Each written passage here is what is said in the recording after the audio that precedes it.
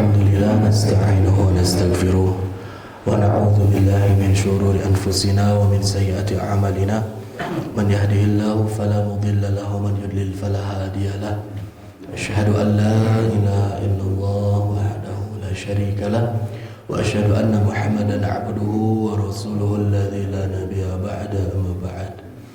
Alhamdulillah para jamaah sidang pengajian rutin yang sama-sama harap ridho rahmat Allah Subhanahu wa taala. Bersyukur kita kehadirat Allah atas seluruh nikmat limpahan kasih sayang, rahmat dan juga hidayah yang senantiasa menyelimuti, melindungi, membalut diri kita. Ya, alhamdulillah dengan taufiknya Allah kita dimudahkan untuk melangkahkan kaki menuju ketaatan, melangkahkan kaki mengarahkan ke masjid melaksanakan ibadah salat subuh berjamaah, yang mudah-mudahan subuh yang tadi kita laksanakan dihitung sebagai amalan yang mulia di sisi Allah Subhanahu wa taala. Salawat serta salam mudah-mudahan selalu tercurah limpah kepada Nabi Muhammad sallallahu alaihi wasallam, nabi yang kita cinta, nabi yang kita rindu. Insyaallah mudah-mudahan kita dihimpun sebagai umatnya yang mendapatkan syafaatul uzma nanti di yaumil qiyamah. Baik jemaah sekalian, sebelum kita lanjutkan pada tafsir singkat Juz Amma, kita akan buka terlebih dahulu dengan pembacaan Al-Asmaul Husna, nama dan sifat baik Allah, dan dilanjutkan dengan pembacaan salawat atas Nabi. Kita baca bersama-sama. Ya Allah, Ya Rahman, Ya Rahim, Ya Malik, Ya Quddus, Ya Salam, Ya Mu'min, Ya Muhaimin, Ya Aziz, Ya Jabbar, Ya Mutakabbir, Ya Khaliq, Ya Bari, Ya Musawwir, Ya Ghaffar, Ya Qahhar, Ya Wahhab, Ya Razzaq, Ya Fattah, Ya Alim, Ya Qabid, Ya Basit, Ya Khafid, Ya Rafi', Ya Mu'izz, Ya Mudhil, Ya Sami', Ya Basir, Ya Hakam, Ya Adl, Ya Latif, Ya Khabir, Ya Halim, Ya Azim, Ya Ghafur, Ya Shakur, Ya Ali, Ya Kabir, Ya Hafid, Ya Muqit, Ya Hasib, Ya Jalil, Ya Karim, Ya Raqib, Ya Mujib, Ya Wasi', Ya Hakim, Ya Wadud, Ya Majid, Ya Ba'id, Ya Shahid, Ya Haqq, Ya Wakil, Ya Qawi, Ya Matin, Ya Wali, Ya Hamid, Ya Muhsi, Ya Mubdi, Ya Mu'id, Ya Muhyi, Ya Mumit, Ya Hayyu, Ya Qayyum, Ya Wajid, Ya Majid, Ya Wahid, Ya Ahad, Ya Samad, Ya Qadir, Ya Muqtadir, Ya Muqaddim, Ya Muakhir, Ya Awwal, Ya Akhir, Ya Zahir, Ya Batin, Ya Wali, Ya Muta'ali, Ya Bar, Ya Tawwab, Ya Muntaqim, Ya Afu, Ya Rauf, Ya Malikul Mulki, Ya Dzul Jalali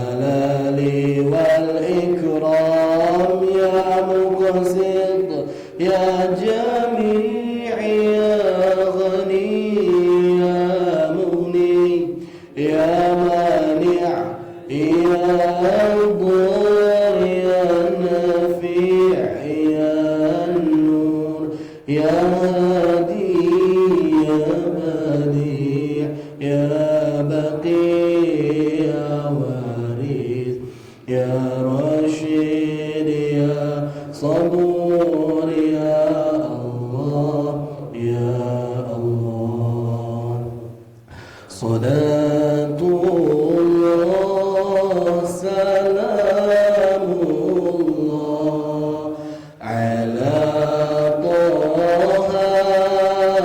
رسول الله صلاة الله سلام الله على ياسين حبيب الله توسلنا ببسم الله وبالهادي رسول الله وكل مجاهد لله بأهل البر يا الله وكل مجاهد لله بأهل البر يا الله اللهم صل وسلم وبارك عليه. Alhamdulillah, baik jemaah, kita lanjutkan masuk ke surah Asy-Syarh ya, atau biasa kita dengar dengan nama Al-Insyirah. Surah ini terletak setelah surah Ad-Duha di surah nomor 94. Baik, kita baca bersama-sama surah Al-Insyirah ini. Diawali dengan ta'awudz dan juga basmalah. A'udzu billahi minasy syaithanir rajim. Bismillahirrahmanirrahim. Alam nashrah laka sadrak wa wada'na 'anka wizrak alladhi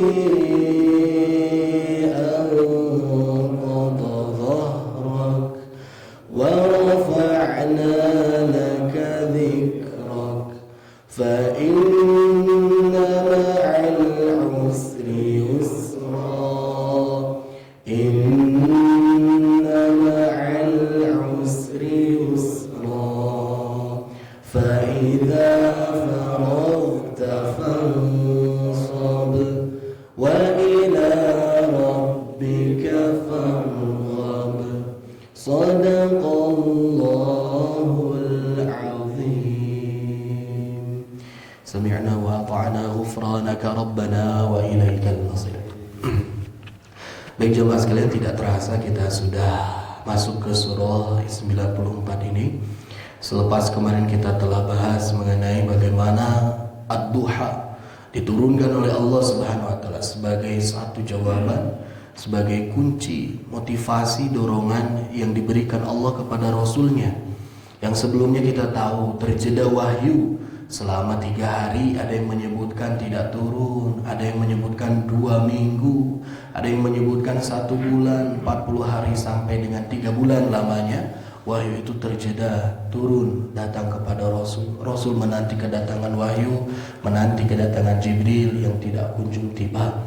Yang pada saat itu Allah Subhanahu wa taala buka ungkapan pertama dalam surah Ad-Duha dengan ungkapan wad-duha, sumpahnya demi waktu duha, yang memberikan satu gambaran betapa besarnya kenikmatan Allah yang telah Allah beri kepada Nabi Muhammad. Wal-laili idza saja, dan yang kedua Allah Subhanahu wa taala sumpahi dengan waktu malam yang di dalamnya terdapat kesunyian.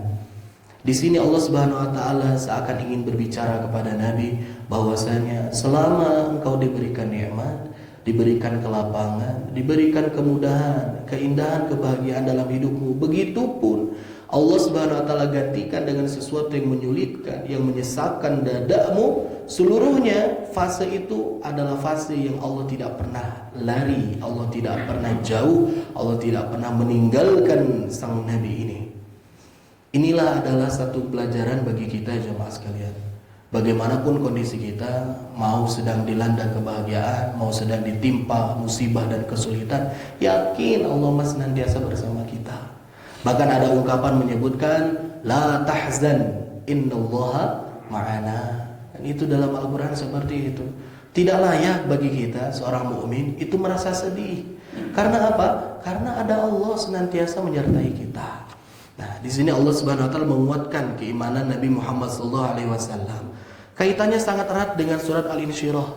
Para ulama menyebutkan kalau Ad-Duha ini Allah Subhanahu wa taala sedang membangun spirit dalam jiwa Nabi, menggambarkan mengenai kenikmatan yang zahir, kenikmatan yang terasa dan terlihat kasat oleh mata.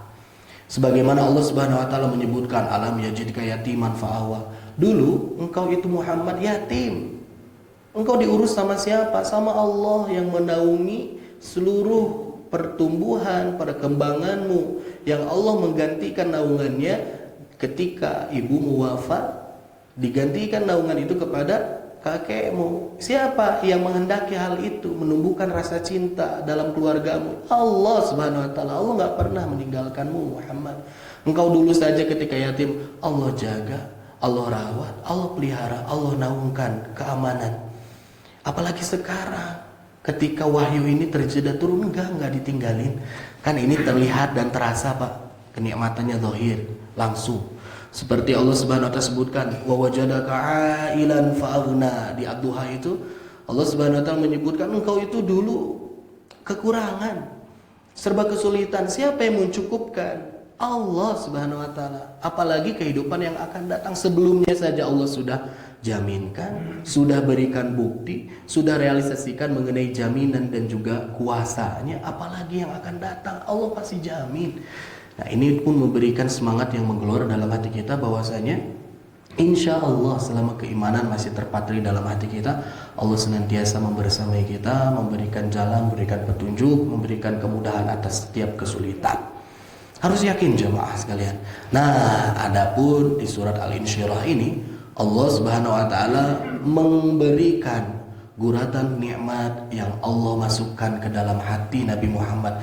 Nikmatnya tidak berupa yang kasat mata, tapi membangun spirit Nabi yang ada di dalam kalbunya. Banyak sekali motivasi-motivasi di ayat-ayat yang ada di dalam surat Al-Insyirah.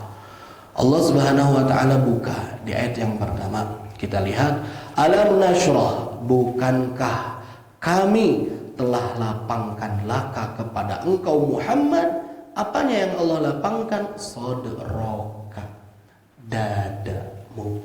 Nah, jadi lebih penguatan kepada apa? Kolbu, sisi kolbunya oleh Allah isi. Ini Allah Subhanahu wa taala ingin mengangkat hati Nabi Muhammad SAW, dan memang secara turunnya ayat, asbabun nuzulnya Ad-Duha itu diturunkan selepas itu alam nashrah. Jadi Al-Insyirah itu berturut-turut turunnya dengan Ad-Duha. Yang kita tahu sebelumnya Nabi bukan hanya terjeda wahyu, sebelumnya ada satu musibah, satu tekanan batin yang menimpa Nabi, yaitu kehilangan pamannya yang tercinta. Siapa namanya? Abu Thalib.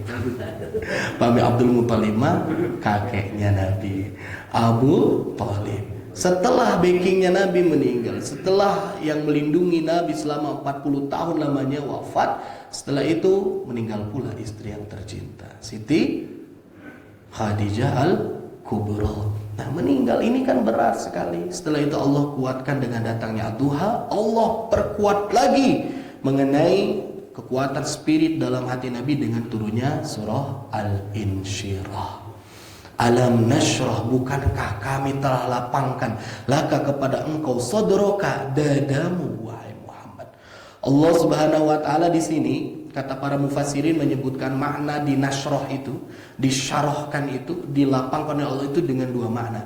Yang pertama, Allah Subhanahu wa taala melapangkan mengenai hati Nabi sehingga apapun kesulitan yang datang, ujian yang datang, masalah yang senantiasa menghigapi dalam kehidupan Nabi itu ketika hatinya lapang mudah itu dilewati. Yang menjadi sulit bagi seorang manusia itu apa? Bukanlah masalah yang datang. Karena masalah masih silih berganti, selalu datang. Bukan dilihat dari besar dan kecilnya masalah, bukan. Tapi bagaimana hati menerima masalah itu. Bagaimana luasnya hati dalam menerima datangnya masalah itu. Ya, bahasa kecil nama Pak, ketika kita di kamar. Kamar kan ruangannya terbatas, kecil, di WC atunya. Tiba-tiba peceng hole keluar, berit. Kan didinya teh meureun rada ngorejat ya. Waduh, gitu. Kaget, bahkan kalau misalkan beritna badag mah eta ngelehkeun ucing, Pak. Ucing geus sieuna. Ya, ngegel eta teh, mencari kaki, digebuk teh malah nyaketan. Kan eta teh riweuh Pak, menakutkan, itu menjadi masalah besar gitunya. Karena apa? Kita berada dalam ruangan yang kecil. Coba kita bandingkan dengan ketika kita bawa mobil di jalan yang besar. Lihat ketika macet, aya naon? Aya beurit pocong hol dari bawah gorong-gorong gede alabatan ucing misalkannya. Tapi kita santai we, dan naon? Terbatna terbuka, alamnya luas. Gitu ya. Kenapa bisa berarti? Ya memang yang penting diluaskan hatinya, insya Allah Allah akan berikan kemudahan untuk kita menerima apapun masalahnya. Dilapangkan hatinya. Ya, ketika kita minum kopi hingga lalur. Kalau betna kan jadi ilfil gitu nggak padahal seorang Nabi mah aya eta cara tips jituna naon Pak. Ya. Patomun ujung nyeruput kopi tiba-tiba aya lalat gitu. Nah, pami lalat masuk hinggap di satu minuman, kata Nabi Muhammad SAW, dibebaskeun we sakalian. Karena apa? Saya sedot Pak ulah. Karena apa? Di satu bagian sayapnya si laler teh aya racun, ada bakteri, ada kuman yang buruk untuk kesehatan kita. Tapi di satu sayapnya itu adalah penawarnya, kata Nabi itu. Jadi misalkan aya lalat kan teu langsung menyelam eta teh banyak. Pasti di permukaan air dulu teh dikeker makan gitu. Celupkeun piceun. Eueut caina. Pamihiji, pamilalurna seueur mah kumaha. Dalam arti apa jemaah? Ya ketika lalat itu menghinggapi, lalat kan kecil, menghinggapi tempat yang kecil itu kan buat kita ilfil. Tapi berbeda ceritanya, misalkan bangke gajah, ya. Tigebrus, karena naon? Karena danau, karena naon? Karena laut. Kan kita tuh masih aman, we ngojek didinya. Bangke paus itu kuna naon kan? Karena apa? Karena medianya luas besar. Maka dari itu yang dikuatkan oleh Allah Subhanahu Wa Taala itu adalah hatinya Nabi, bukan dihilangkan masalahnya. Masalah selalu datang. Begitupun kepada kita aja mas kalian. Masalah datang silih berganti, kecil besar apapun itu. Ketika media hati kita itu lapang luas, insya Allah jadi mudah. Ya, gitu Pak. Nah, jadi yang pertama tafsirannya itu Allah lapangkan memang hatinya untuk menerima setiap masalah sehingga dirasa menjadi mudah. Yang kedua tafsiran para ulama. Di sini alam nasyrah laka sadrak itu maknanya secara hissi. Kalau tadi maknawi, abstrak ya, masuk hatinya. Ini ada hissi. Hissi itu sesuatu yang realistis. Maknanya apa? Memang dadanya oleh Allah dilapangkan. Dengan cara apa? Mengutus malaikat 2 kali membedah dadanya Nabi Muhammad SAW. Secara realistis langsung memang dibedah. Nabi Muhammad SAW kita tahu di usia balitanya ketika sedang berada di pengawasan kaum Bani Sa'di, ya kan, diurusnya oleh Halimatus Sa'diyah. As-Sa'diyah itu adalah nama klannya Pak. Bani Sa'di yang ada di kampung lagi main-main kan Nabi Muhammad sama teman-temannya sambil melihat hewan gembalaan segala macam di padang rumput. Tiba-tiba ada datang seorang laki-laki yang tidak dikenal. Ya, udah gitu pegang tangannya Nabi, seakan-akan ingin menculik Nabi Muhammad SAW. Orang-orang yang ada di situ anak-anak yang kabur ketakutan. Mereka mencari ibu dan bapaknya, pulang ke rumah. Nabi Muhammad gak bisa. Tapi Nabi Muhammad digambarkan di situ tidak hanya sebatas rela dan menyerah, tapi Nabi Muhammad ngajak gelut gitu. Berani memberikan perlawanan dulu. Ini dari kecil saja Nabi Muhammad sudah berani luar biasa. Akhirnya tidak bisa apa-apa, tidak berkutik, tidak berdaya, disimpan di atas batu besar, dipegang tangan kaki segala macamnya, dibedah dadanya, dikeluarkan, dihilangkan sifat-sifat kedengkian, sifat-sifat hasad, sifat-sifat cemburu, iri, semuanya dihilangkan. Makanya bersih dari kecil. Nah, setelah itu itu kan ini realistis ya, memang dibedah dadanya menjadi lapang gitu Pak. Urang mah ieu teh tos seueur Pak, karbon-karbon kalau istilah si mesin mobil mah kan aya engine flash segala macam itu teh udah mengerak. Nu tadina medianya misalkan memang tos sempit katambah ku kotoran mah we sempit urang mah. Nu kadua manakala apa? Nabi Muhammad SAW ketika akan di-Isra Mi'rajkan.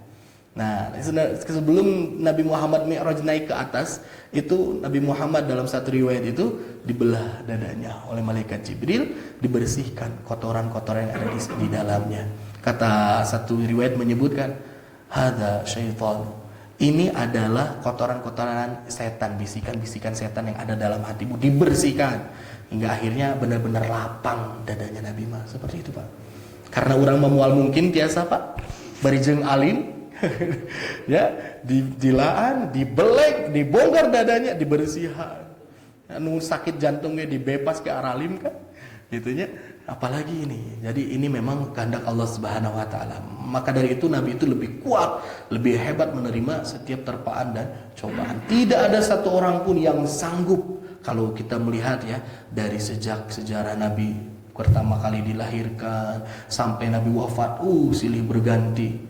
Satu cobaan demi cobaan, satu kesulitan demi kesulitan yang lain tidak pernah henti. Urang masih garam atas, aduh tekiat ya Allah, namanya.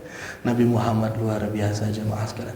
Maka dari itu apa? Ada satu doa yang dimintakan yang kita bisa ikuti, sebagaimana Nabi Musa alaihissalam meminta kepada Allah ketika kata Allah, idhab, pergi engkau ila Fir'aun innahu tagha, kepada Fir'aun karena sesungguhnya Fir'aun itu telah melampaui batas. Disuruh dakwah tuh ke Fir'aun, berat Nabi Musa pada saat itu. Hingga akhirnya pertama ungkapan doa yang dimintakan apa? Rabbishrah li sadri wa yassir li amri wahlul 'uqdatam min lisani yafqahu qawli, dan seterusnya. Di sini hal yang paling utama yang dimintakan pertama kali oleh Nabi Musa kepada Allah Subhanahu wa taala sebelum ya mengemban tugas amanah dakwah yang sangat berat sekali Pak dipikulnya, sulit sekali Nabi Musa. Ya, udah Nabi Musa teh pernah diurus sama Firaun teh kan gitu, santeun teu nage. Karena ada Asia yang menyelamatkan, dipungut jadi anak, dibesarkan, dirawat. Tos Ageng datang ke bapak gitu. Kan berat itu teh. Saur Firaun teh naon maneh baheula diurus ku saya segala macam. Nah, kalau bayangan sekarang seperti itu ya. Nah, yang pertama kali dimintakan oleh Nabi Musa kepada Allah apa? Isyrah.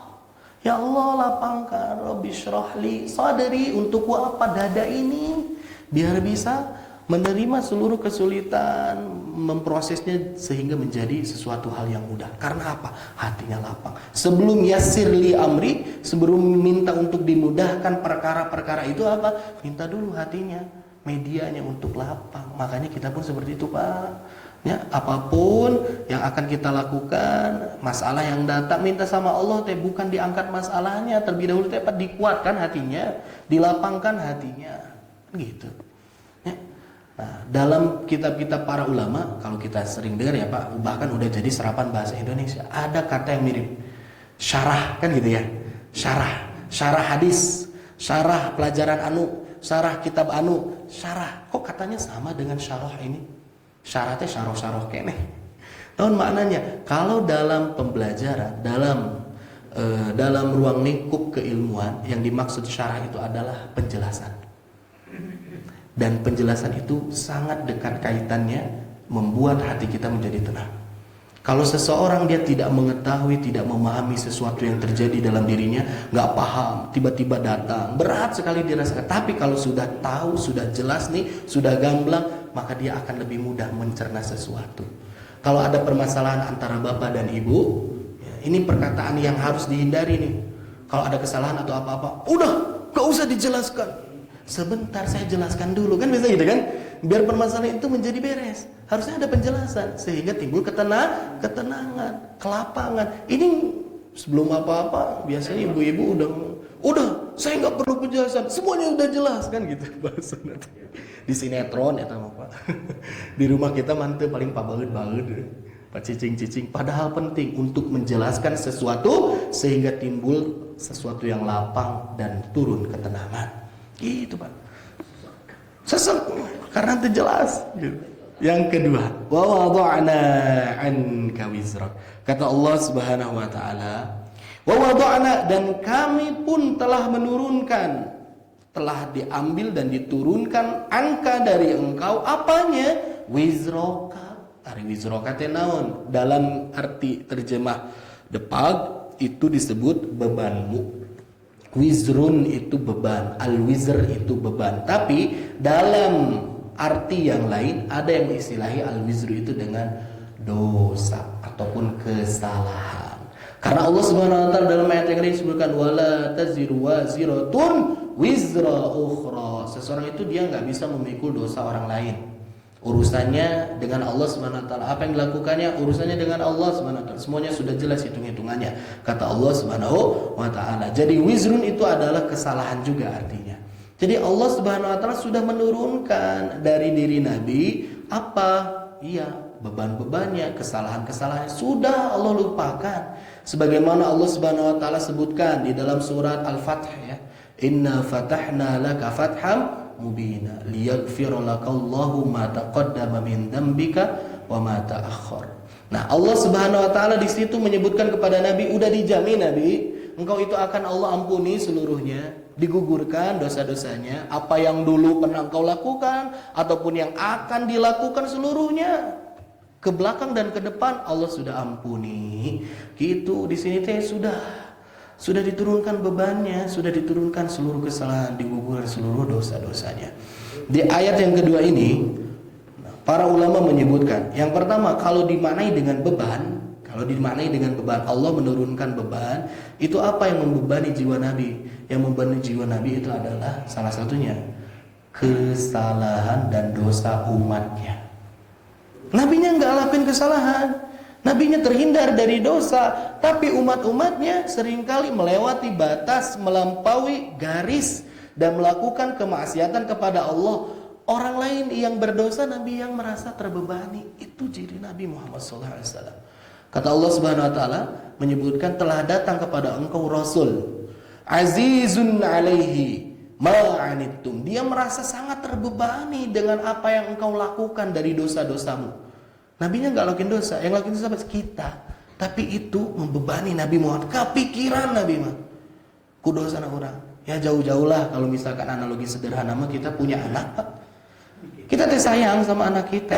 Ketika anak melakukan kesalahan, melampaui batas, tetiasa diandelkeun, hese wae di pasien arahan, sehingga dia melakukan onar, berbuat onar, melakukan kesalahan. Yang sedih siapa? Kita. Walaupun kita nggak ikut melakukan, kan kita sedih. Karena apa? Karena saking sayangnya kita sama anak kita. Begitu pun Nabi Muhammad SAW. Nabi sangat sayang sampai nggak mau terpisah nanti di akhirat dengan kita. Nggak mau Nabi itu terpisah ketika Nabi dan orang-orang soleh masuk ke surga, kita masuk neraka. Nggak mau. Sedih Nabi itu, terbebani banget lah sama dosa-dosanya kita, umatnya Nabi. Harisun alaikum, besar sekali harapan untuk kita melakukan sebuah kebaikan. Nabi itu sangat berharap sekali. Bil mu'minina raufur rahim. Dan Nabi Muhammad SAW senantiasa santun sekali kepada kaum mukmin dan juga sangat sayang sekali kepada kaum mukmin. Tah gitu Pak. Nabi mah kalau diartikannya itu beban dan Nabi teh jadi punya beban besar, mikiran dosa-dosanya kita. Yang kedua, beban apa? Beban dakwahnya Nabi. Beban ketika melihat situasi kondisi yang terjadi pada saat itu, kehidupan tidak ada sesuatu yang memaslahatkan, seluruhnya carut marut, hukum rimba, siapa yang kuat siapa dia yang menang, tidak ada keadilan ya. Maka dari itu Nabi Muhammad SAW terasa terbebani. Bahkan Nabi kan ketika sebelum datangnya petunjuk dari Allah, sebelum diberikannya wahyu melewati malaikat Jibril, Nabi itu mencari cara itu kumaha, sampai sering bertahanus bolak-balik naik ke atas bukit, ke gua teh disebut gua naon Pak? Gua Hiro. Kita mah hanya tahu namanya.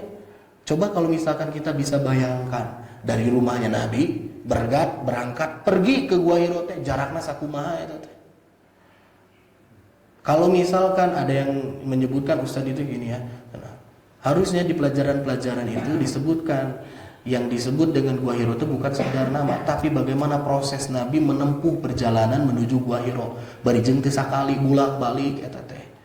Perjalanannya penuh lika dan liku, sulit, jauh kalau dihitung dengan meteran itu, kalau dihitung dengan jarak itu sampai 5-6 kilo. Kalau orang ada yang udah umroh, ada haji naik ke Bukit Gua Hiro itu, Gua Hiro itu terletak bukan pas di atas, tapi pas udah naik ke puncak teh turun deui sedikit ke bukit lagi. Barijeng eta nanjaknya 700 meteran. Nanjak teh henteu nanjak tina tangga, Pak. Teh siga di gedung aya tanggaan gitu. Eta teh batu-batu yang kadang si batunya teh diinjak, batunya itu keluar jadi tidak padat gitu bentuknya teh. Nabi Muhammad bolak-balik ini memberikan satu isyarat kepada kita untuk mencari sebuah kebenaran, untuk mencari sebuah jalan sehingga kita menjadi tenang. Perlu perjuangan. Ibadah sama Allah, ketaatan itu perlu perjuangan. Enggak semuanya mulus jalan kaya teh aya we lika-likuna. Sanajan di masjid. Orang yang ingin berinfak, bersedekah, beramal saja lika-likunya banyak.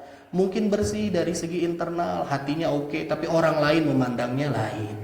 Orang lain memandangnya buruk. Ada saja, ada. Itu tantangan, gak apa-apa, fitrah. Yang penting tidak melunturkan spirit semangat kita untuk berada dalam jalan ketakwaan dan ketaatan. Ulah sampai aya haneul saya mah. Haneul naon? Atos nyumbang haneul. Tos nyumbang itu jadi haneul karena ketika sudah nyumbang, karena sudah memberi, karena sudah menderma, dilihatnya tidak begitu menggembirakan. Nah, sebetulnya udah kalau sumbang urusnya dengan Allah, insya Allah Allah akan berikan pahala yang sempurna. Jadi beban itu teh Nabi Muhammad SAW. Coba bayangkan Pak, Nabi sebelumnya sebut Al-Amin, ya, yang dapat dipercaya, jujur, amanah sekali Nabi. Tapi setelah predikat itu disematkan bertahun-tahun kepada Nabi, datang wahyu, Nabi proklamasi menjadi Nabi gitu kan, menyebutkan kepada orang-orang, berubah jadi Al-Kadzab, pendusta. Padahal kontradiktif sekali antara Al-Amin dan Al-Kadzab. Nu hiji nyebutkan bahwasanya Nabi jujur, satu langsung berubah jadi dusta. Karena apa? Memproklamirkan kebenaran. Ketika sudah disebut Al-Amin lama gitu, ini kita predikatnya orang baik, orang soleh. Tiba-tiba karena kita menentang ini nggak boleh, ini haram nih, nggak bisa toleransi, udah nggak boleh. Misalkan kita menyebutkan yang hak, karena hal itu yang awalnya dekat sama kita, yang awalnya memuja dan memuji kita, menganggap kita orang yang baik, tiba-tiba karena dilarang sesuatu yang memang harusnya dilarang dan orang itu nggak suka, berubah. Gelo karena itu. Kahin sihir, tos disihir. Berat tantangan dakwah Nabi mah. Kita mahnya, termasuk saya khususnya, menjadi seorang dai gak seberat Nabi. Can aing menyebutkan saya gelo gitu. Sugan tukang sihir gitu. Oh iya mah disihir ya mantakna jadi kieu teu aya Pak. Pangbeberatna jadi dai teh satu Pak sebetulnya. Apa? Ketika kita diamanahi dakwah dan pada saat bersamaan kita perlu dan butuh mengenai ma'isyah kehidupan. Kan kita tahu Pak, sekarang ya sudah lumrah. Kalau misalnya udah isi ceramah, dikasih transport segala macam. Nah, nalika dakwah, barijeng di rumah teh nuju perlu bisa dia kebutuhan dapur lah istilahnya. Nah itu teh membedakan antara, memilah antara keikhlasan dan juga kebutuhan itu berat sekali Pak. Ustadz saya menyebutkan sudah memang terasa sekali. Tong sekali-kali nguruskeun, ngaitkeun antara dakwah jeung urusan pejit gitu. Karena naon yang kita dakwahkan kepada jamaah, kalau si dai-nya berpikir mengenai money, uang, benefit, keuntungan yang dia dapatkan dari segi harta, maka dakwahnya sia-sia. Bahkan di hadapan Allah Subhanahu wa taala, ketika kita nyebut, ya Allah, waktuku habis menyiapkan materi siang malam mendakwahkan kepada jamaah, seorang teh bohong anjeun mah. Sanes paker kaula, seorang teh sanes kangge abi, kangge naon? Tah seuna mobil, tah seuna motor, tah seuna kangge barudak. Dan jadi berpikir untuk mendapatkan dunia dari hasil dakwah. Nah itu berat memang ya. Sampai kan aya Ustad cerita ieu mah kapungkur sanes abdi deh. Nah dia itu benar-benar nggak punya bekal Pak di rumahnya. untuk berangkat dakwah dari Subang menuju Sumedang itu jauh, nggak punya motor, jangan baheula tak ya HP segala macam. Hingga akhirnya dia berani berangkat dengan membawa bekal seadanya, asal kangge nepi ka tempat ngaos. Saangkateun wungkul si bekal teh Pak artos teh kana elep angkat. Ketika di sana di Sumedang ternyata ya itu dia. Jadwalnya diganti tanpa ada konfirmasi. Datang kan itu ulang-ulang mana jamaah di masjidnya kosong segala macam, mau telepon DKM gak ada, HP zaman baheula kumaha eta Ustaz, balik deui ka bumina mapah nya barijeun kumaha nya aya dolar aya mobil segala macam ngiring ti dieu dugi ka ditu papalidan dugikeun ka bumi berat teh Pak, berat gitu teh ya, berat sekali ya. Ya alhamdulillahnya kalau misalkan hatinya ikhlas untuk berdakwah. Coba lo misalkan berangkat mikiran keda baliknya menang transport kan gitu. Mikiran lupa begitu nggak apa-apa nanti pulang ada bekal segala macam. Pasti tadi gendong sejajalan di hati itu Pak. Berat. Ya. Nabi mah lebih dari itu Pak. Nabi lebih dari itu. Nabi mah sampai diintimidasi. Ayat selanjutnya, alladzi anqadha dhahrak, di ayat yang ketiga.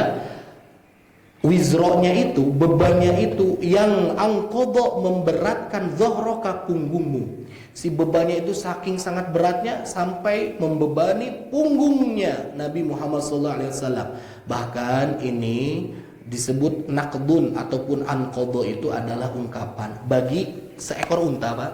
Unta ketika dia sudah diparkir dan siap menerima beban bawaan, ketika disimpan beban bawaan yang sangat berat, kadang-kadang unta ini memekik dengan suara keberatan.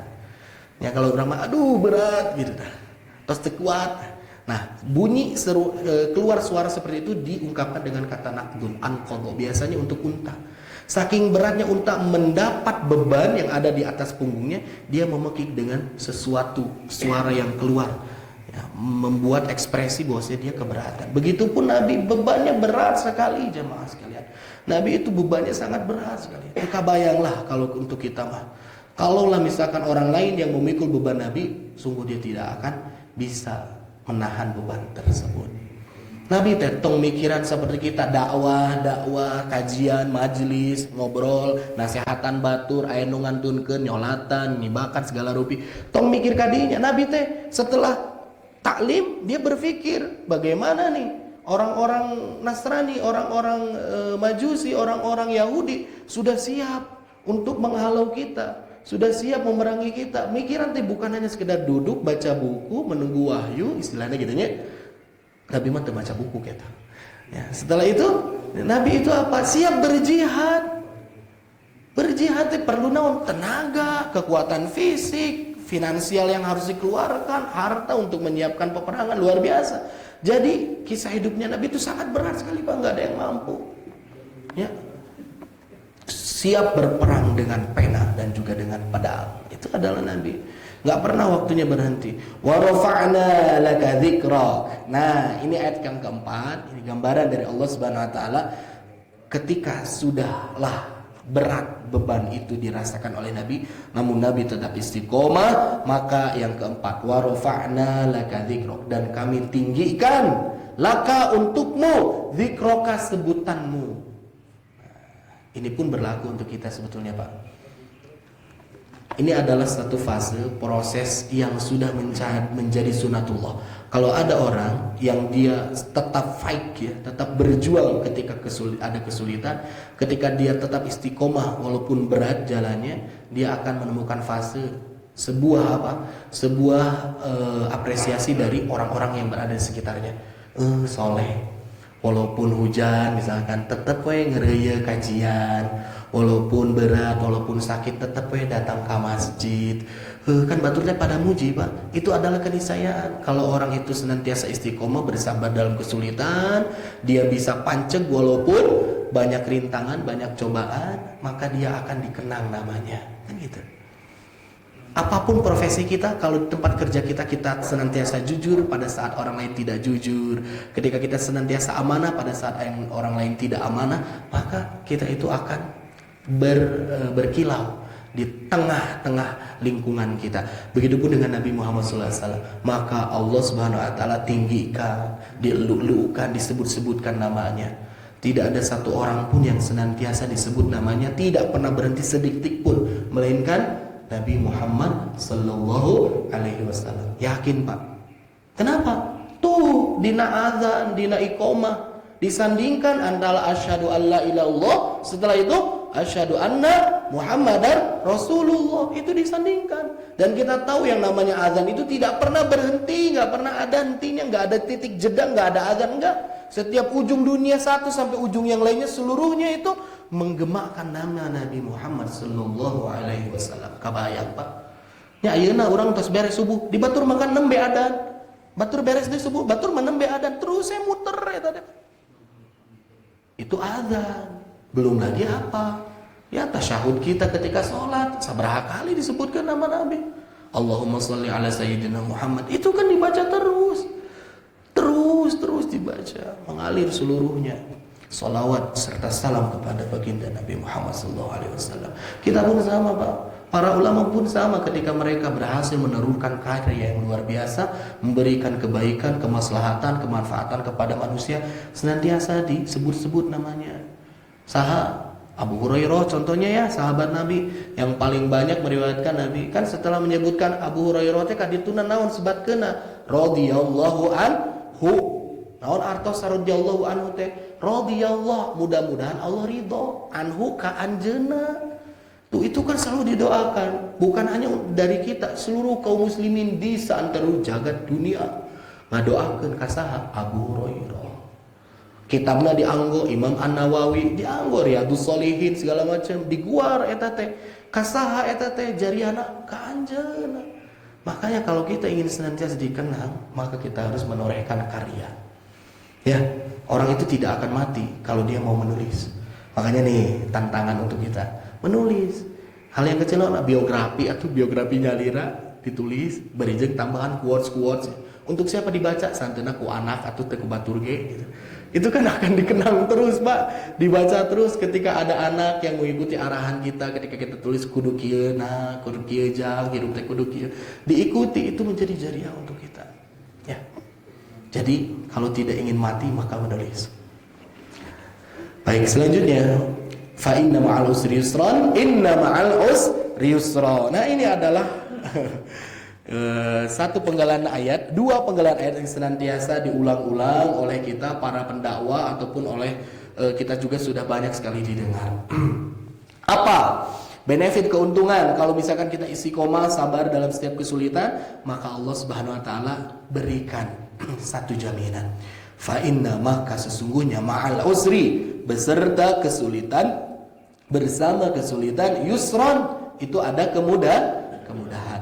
Dan disebutkannya dua kali Pak, inna ma'al usri yusron, dua kali berulang. Para ulama jenius sekali Pak memandang dua ayat ini dan menyebutkan bahwasanya ini teh benar-benar dijaminkan oleh Allah, pasti selalu ada jalan keluar. Apa ciri dan tandanya? Ada 5 penekanan bahwasanya Allah jaminkan pasti berikan kemudahan setiap kesulitan. Yang pertama, tuh lihat, Allah bukan dengan kata inna, sesungguhnya. Allah sudah meyakinkan kita, nggak mungkin enggak, pasti terjadi. Dengan kata inna, ini adalah sebuah bentuk penguatan, pengokohan satu konten bahasa ataupun konten bicara, satu ungkapan. Kalau udah ada sungguhnya, nah itu pasti terjadi Pak. Itu yang pertama, ada kata inna di sini. Yakin Allah pasti akan berikan kemudahan setiap kesulitan. Yang kedua, Allah ulangi ayat ini dengan kata yang sama 2 kali.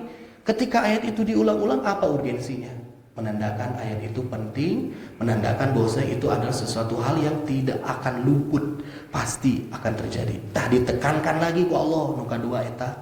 Nuka 3 naon? Kalau kita lihat, inna ma'al usri, al-usri itu ada alif lam. Betul Pak? Dua-duanya ayat alif lam Pak. Inna ma'al usri, al-usri. Nuka dua nage ma'al usri, sama ada alif lam. Kalau ada alif lam di sini, maknanya apa? Ini kan artinya kesulitan. Walaupun disebutkan 2 kali, tapi kesulitannya sama. Ya, walaupun 2 kali disebutkan karena ada alif lam, kesulitan yang sama. Tapi yusron itu tidak dengan alif alif lam. Maknanya apa? Satu kesulitan yang sama, minimalnya Allah berikan dua kemudahan yang disiapkan. Tuh Pak, bari sageung naon wae ge kesulitana sama, tapi jalan keluarnya minimalnya dua. Atau bahkan menurut ulama yang lain menambahkan, apa bentuk penekanannya? Tuh lihat yusron mah teu nganggo alif lam tapi pakai tanwin. Ari tanwin teh makna naon? Nakiroh itu sesuatu yang tidak terbatas, tidak berjumlah, banyak. Satu kesulitannya, tapi yusronnya, kemudahannya banyak sekali. Dan yang terakhir, yusron di sini alif lam tanwin di sini dengan menyebutkan bentuk at-ta'zim. Jadi Allah Subhanahu wa taala bukan hanya memberikan kemudahan, tapi kemudahannya itu yang akan membuat seseorang menjadi tinggi, yang akan membuat seseorang menjadi mulia. Gitu Pak. Naon deui sok kurangna Allah Subhanahu wa taala. Pasti selalu ada jalan keluar. Sabar we gitu. Insyaallah ikhtiaran we pasti ada hasil. Ya. Kan ada ungkapan ya, apa? Hasil itu tidak pernah usaha itu tidak pernah mengkhianati hasil. Kalau dalam Islam itu ungkapannya gini Pak. Ikhtiar kan ya. Ikhtiar itu pasti selalu ada hasilnya. Selalu ada hasilnya. Karena ada orang berikhtiar, hasilnya bisa jadi besar, bisa jadi biasa aja, atau bisa jadi minus Pak. Selalu ada hasilnya, tapi seluruhnya itu dipandang baik oleh Allah Subhanahu wa taala. Walaupun hasilnya minus Pak. Dalam urusan dunia maksudnya ya. Kita kan udah berikhtiar nih, udah ngapalkeun segala macam, pas ketika ujian barudak sakola misalkannya, pas nalika ujian ternyata dijawab Pak, jawabannya benar sadayana Pak. Tapi nu salah saha? Nu salah guruna teh ngantuk nalika masihan membenarkan jawaban, meneliti dan juga munten, bahasa Sunda begitu kan. Di pasian punten lepat. Apakah kalau mengkhianati hasil, wah berarti tidak selaras ya. Jadi selalu ada hasilnya, walaupun buruk di hadapan manusia, tapi Allah sudah mengetahui mengenai ikhtiarnya. Insya Allah sudah ada pahalanya sempurna di sana. Insya Allah SWT. Jadi gitu jamaah, usri yusron. Selanjutnya 2 ayat lagi. Fa idza faragta fansab. Maka apabila kata Allah Subhanahu wa taala faragta, farig itu kosong. Engkau sudah beres, engkau sudah kosong dari mengerjakan sesuatu, fansab, maka kerjakeun deui sesuatu nu sanes. Jangan biarkan harimu kosong dengan kegiatan. Tos beres ieu lanjutkeun kegiatan deui, lanjutkeun deui. Karena apa? Waktu itu aset terbesar yang kita miliki, Pak. Jangan sampai disia-siakan, isi terus dengan sesuatu yang manfaat. Kalau para mufasir manaon ngartikeun teh? Tafsirnya ada 2. Pertama, kalau kamu sudah beribadah dengan satu ibadah, lanjutkan ibadah nu sanes. Lamun tos dengan proyek kebaikan satu, lanjutkan proyek itu dengan proyek yang lain. Jangan sampai memusnahkan dan memunahkan proyek kebaikan. Komode iman tengiring proyekna, ngedeg-ngedeg nutupan proyek kebaikan. Nah ulah, tos beres ieu lanjutkeun nu ieu. Tos ieu lanjutkeun ieu. Contohna naon? Salat. Setelah kita salat berjamaah, setelah tasyahud, assalamualaikum. Lanjutkeun doa, zikir. Leres Pak? Terus beres didinya salat zuhur mah aya salat sunnah rawatib, lanjutkan dengan sunnah. Dari situ keluar berdoa, lanjutkan dengan ibadah-ibadah yang lain, ibadah-ibadah yang muamalahnya. Lanjutkan terus, jangan potong kebaikan itu. Ada yang tafsiran kedua apa? Ini mah bekerjanya secara makna umum Pak. Pekerjaan untuk memenuhi kebutuhan duniawi itu boleh, harus semangat. Fokus harus fokus, totalitas harus totalitas. Kalau kamu udah bekerja dengan urusan dunia, totalitas, setelah itu maka fansob, segera ibadah. Tongkilap ibadah.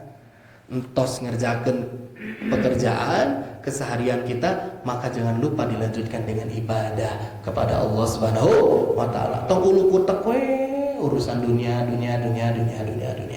Tapi tos dunia teh heuleut-heula atuh ingat ka Allah. Nah ini adalah maknanya seperti itu. Dan kita dituntut untuk menutupi kebutuhan kita, menutupi kebutuhan dunia kita dengan satu ayat.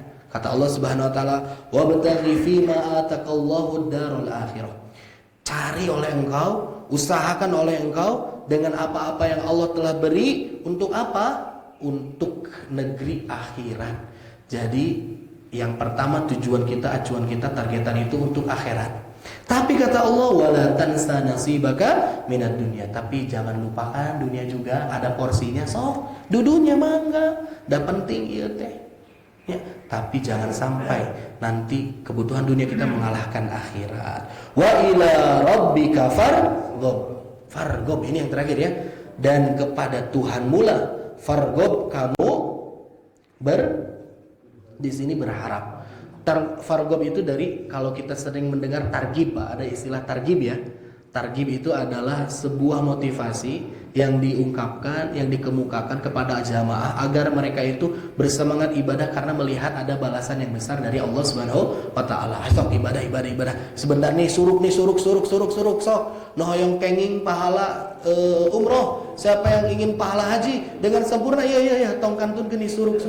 Mumpung kita lagi itikafan di masjid, tong dikantunkeun ya suruk. Nah, itu adalah targhib. Jadi motivasi, melihat, berharap mendapatkan kebaikan dari Allah Subhanahu wa taala. Ada targhib, yang satu lagi tarhib, pakai H eta mah Pak. Tadi nganggo go, targhib. Yang kedua pakai H, tarhib. Ya, tarhib itu adalah sebuah ungkapan untuk menstimulus seorang agar dia tidak melakukan hal-hal yang haram. Karena dia takut mengenai neraka. Awas kade. Narika kerja teh kudu jujur, kudu amanah, lamun teu finnar, masuk neraka. Itu kan menakut-nakuti. Penting nih, harus balance ya antara targhib dan juga tarhib. Dan di sini terakhir, Pak, kalau gramatikal bahasa Arab ini menyebutkan ada sebuah predikat dan juga objek ya. Objeknya itu diperdahulukan sebelum predikatnya, maka tandanya itu lebih khusus pembatasan, namanya hasar. Ini sebetulnya bisa aja Allah Subhanahu wa taala mengungkapkan dengan farghab ila rabbika, berharaplah engkau kepada Tuhanmu, kan gitu ya. Tapi di sini mah ila rabbika farghab, hanya kepada Tuhanmu engkau berharap. Tandanya apa, Pak? Kalau misalkan kita sebut kepada istri kita, "Neng, aku cinta padamu." Masih ada kesempatan di ungkapan kita teh, aku cinta padamu, cinta juga sama si itu, cinta juga sama si anu, cinta oge kanu si eta. Itu masih ada, tidak dibatas. Kalau dalam gramatikal bahasa ya, Pak. Tapi kalau ungkapannya berubah, Neng, hanya engkaulah cintaku. Berarti dia tidak mencintai lagi, melainkan hanya cinta kepada istrinya. Mantana tong bangga, tong bahagia teh nalika istri nyebutkeun ka urang teh, "Aa, I love you." Aku cinta padamu. Tong seneng teuing eta teh, Pak. Karena bisa jadi cinta padamu, cinta oge kanu sanes, kan gitu. Tapi kalau misalkan hanya engkaulah cintaku, berarti eta benar-benar cinta. Nah, iya sami. Ila rabbika farghab, hanya kepada engkau ya Allah kami berharap, tidak kepada makhluk. Karena apa? Karena kalau kita berharap kepada makhluk, kita harus siap-siap dikecewakan. Tapi kalau berharap sama Khalik tidak pernah mengecewakan. Terus gimana, emang gak boleh berharap sama makhluk? Boleh, tapi harapan-harapan yang biasa, harapan-harapan yang sudah kita siapkan, antisipasi. Bisa jadi gak gol gitu, bisa jadi kita akan dikecewakan, tapi tidak dengan harapan kita kepada Allah Subhanahu wa taala gitu, Pak. Yang harapkan Ustadz sumping ka dieu kan, tong harapkan pisan santai we, Pak. Bisa jadi Ustadz teh di jalan bana bitu mobilna, bisa jadi di jalan teh sakit tiba-tiba masuk rumah sakit, kan nggak ada yang tahu. Kalau kita senantiasa terus benar berharap, kecewanya pasti kecewa. Tapi harusnya kekecewaan itu mampu kita jadikan sebagai sesuatu hal yang lumrah, manusiawi, pasti biasa gitu mah. Dijembarkeun hatena alam nasyrah laka sadrak. Allah lapangkan hatinya, nggak apa-apa, berjalan aja ya. Kudu ageng maklumna ka jalmi mah gitu, Pak. Cekap Pak Inten sakitu jemaah sekalian, apunten bilih panjang teh. Sok teu karos pami ngobrol teh. Ya, ngobrol ibu sanes kajian dah. Ya, jadi jemaah sekalian, mudah-mudahan Allah Subhanahu wa taala berikan kekuatan kepada kita, melapangkan dada kita. Ya, bukan masalahnya diperkecil, bukan diperingan, tapi dadanya yang diperluas untuk menerima setiap kesulitan. Mudah-mudahan Allah Subhanahu wa taala senantiasa berkahi bersamai kita dengan setiap kemudahan-kemudahan dalam setiap kesulitan. Amin ya Allah rabbal alamin. Sebelum ditutup, apabila ada pertanyaan, penambahan, koreksi, silahkan jemaah sekalian, tafadhol masykurah.